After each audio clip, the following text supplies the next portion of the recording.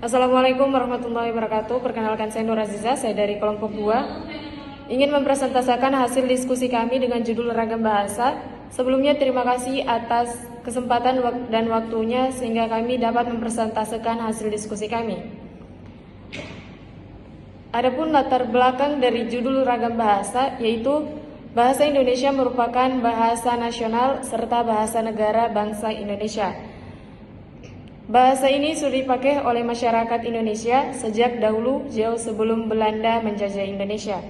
Namun, tidak semua orang menggunakan tata cara atau aturan-aturan yang benar. Salah satunya adalah penggunaan bahasa Indonesia itu sendiri yang tidak sesuai dengan ejaan ataupun kamus besar bahasa Indonesia. Oleh karena itu, pengetahuan tentang ragam bahasa cukup penting untuk mempelajari bahasa Indonesia secara menyeluruh. Akhirnya, kita bisa diterapkan dan dapat digunakan dengan baik dan benar sehingga identitas kita setiap bangsa Indonesia tidak akan hilang. Bahasa Indonesia perlu dipelajari oleh semua kalangan, semua lapisan masyarakat. Dalam hal ini tidak hanya pelajar atau mahasiswa saja, tetapi juga semua warga Indonesia wajib mempelajari bahasa ini. Dalam bahasa Indonesia itu ada yang disebut ragam bahasa. Di sini ragam bahasa merupakan variasi bahasa yang pemakaiannya berbeda-beda. Adapun rumusan masalah. Berdasarkan latar belakang di atas, rumusan masalah tulisan ini adapun sebagai berikut. Yang pertama, apakah yang dimaksud dengan ragam bahasa? Yang kedua, apakah penyebab terjadinya ragam bahasa? Yang ketiga, apakah saja jenis-jenis ragam bahasa.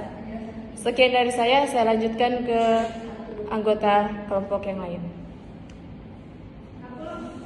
Perkenalkan, nama saya Nurul Atifah, saya dari kelompok 2. Di sini saya akan menjelaskan penjelasan yang pertama tentang ragam bahasa. Ragam bahasa adalah variasi bahasa menurut pemakaian yang berbeda, menurut topik yang dibicarakan, menurut hubungan pembicara, kawan bicara, orang yang dibicarakan, serta menurut medium pembicara. Seiring dengan perkembangan zaman, sekarang ini masyarakat mengalami perubahan sehingga bahasa pun mengalami perubahan. Perubahan itu berupa variasi-variasi bahasa yang dipakai sesuai keperluannya. Dalam hal ini, banyaknya variasi tidak mengurangi fungsi bahasa sebagai alat komunikasi yang efisien, sehingga dalam bahasa timbul mekanisme untuk memilih variasi tertentu yang cocok untuk keperluan tertentu, yang disebut sebagai ragam standar. Sekian dari saya. Bismillahirrahmanirrahim. Perkenalkan, nama saya Sukma Somori, saya dari kelompok 2. Sekarang kita masuk ke penjelasan yang kedua. Apa saja faktor terjadinya ragam bahasa? Faktor terjadinya ragam bahasa ada 3, yaitu yang pertama faktor budaya, dan yang kedua faktor sejarah, dan yang ketiga faktor perbedaan demografi. Kita masuk di faktor pertama, yaitu faktor budaya.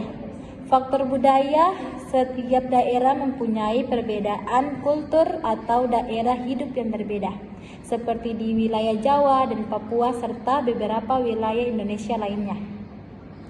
Dan masuk ke faktor yang kedua, yaitu faktor sejarah. Faktor sejarah, setiap daerah mempunyai kebiasaan, adat istiadat, dan bahasa nenek moyang sendiri-sendiri dan berbeda-beda antara daerah satu dengan daerah lainnya. Perkenalkan, nama saya Nurul Oktaviani. Saya akan menjelaskan penjelasan ketiga, yaitu jenis-jenis ragam bahasa. Ragam bahasa dilihat dari cara penuturan. Berdasarkan cara pandang penutur, ragam bahasa dibagi menjadi 3, yaitu sebagai berikut. Pertama, ragam dialek.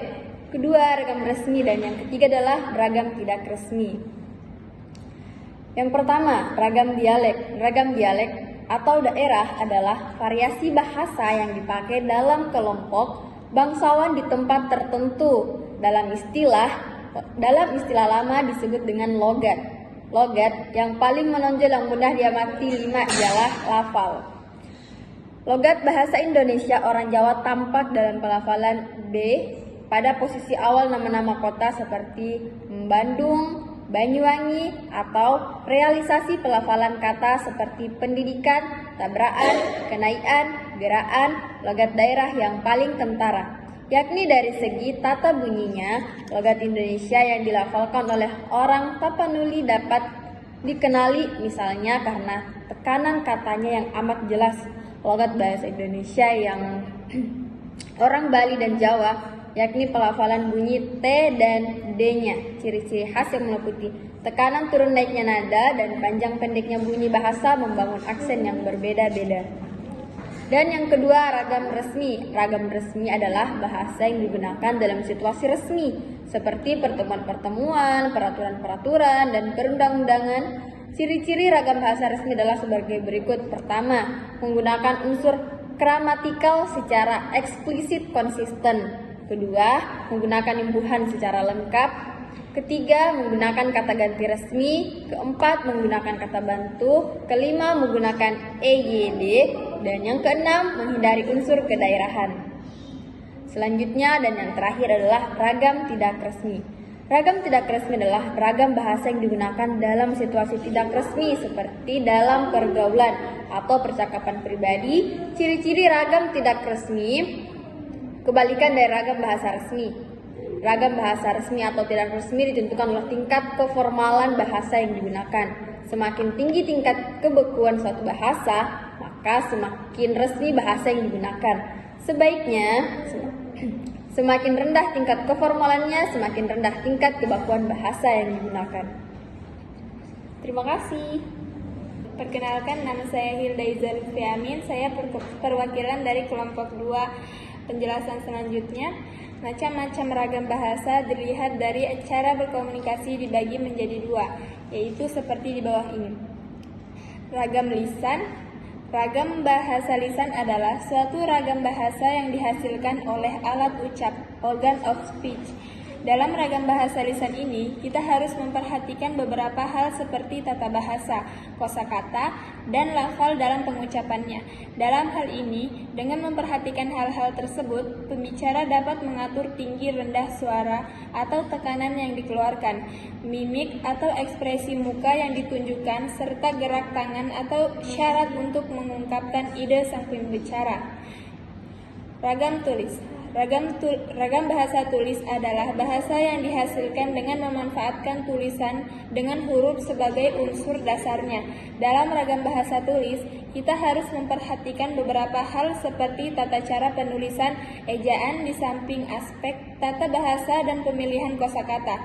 Dalam hal ini, kita dituntut untuk tepat dalam pemilihan unsur tata bahasa seperti bentuk kata, susunan kalimat, pilihan kata, kebenaran penggunaan ejaan, dan juga penggunaan tanda baca dalam mengungkapkan ide kita. Macam-macam ragam bahasa dilihat dari cara berkomunikasi, dibagi menjadi 2, yaitu ragam sosial, ragam fungsional, ragam jurnalistik, ragam sastra, ragam politik, dan hukum. Oke, terima kasih. Terima kasih. Perkenalkan, nama saya Sulesti Nur Hidayah. Jadi, setelah tadi teman-teman saya telah membacakan materi tentang ragam bahasa, di sini saya akan memberikan kesimpulan dari diskusi kami.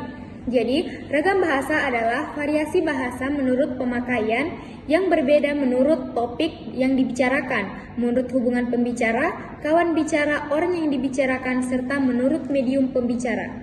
Ragam bahasa ini timbul karena latar belakang budaya, sejarah, maupun letak geografis. Akibatnya, muncul berbagai variasi bahasa Indonesia. Ragam bahasa ini memiliki berbagai macam jenis yang dibedakan berdasarkan 3 hal, yaitu cara berkomunikasi, cara penuturan, dan topik pembicaraan. Dilihat dari cara berkomunikasi, ragam bahasa dibedakan menjadi 2, yaitu lisan dan tulis. Dalam hal ini, penggunaan ragam lisan lebih baik karena seseorang dapat langsung mengekspresikan apa yang ingin diungkapkan daripada menggunakan tulisan. Dilihat dari cara penuturan, ragam bahasa dibedakan menjadi ragam dialek, terpelajar, resmi, dan tidak resmi. Dilihat dari topik pembicaraan, ragam bahasa dibedakan menjadi ragam sosial, ragam fungsional, ragam jurnalistik, dan ragam sejarah, ragam politik, dan ragam hukum. Mungkin itu saya yang dapat kami sampaikan dari kelompok 2. Kurang dan lebihnya mohon dimaafkan. Besar harapan dari kami semoga tulisan ini bermanfaat bagi banyak orang, karena keterbatasan pengetahuan dan referensi dari kami sangat menyadari bahwa tulisan ini masih jauh dari kata sempurna. Oleh karena itu, saran dan kritik yang membangun sangat diharapkan agar tulisan ini dapat disusun menjadi lebih baik dan sempurna. Saya akhiri dengan ucapan wassalamualaikum warahmatullahi wabarakatuh.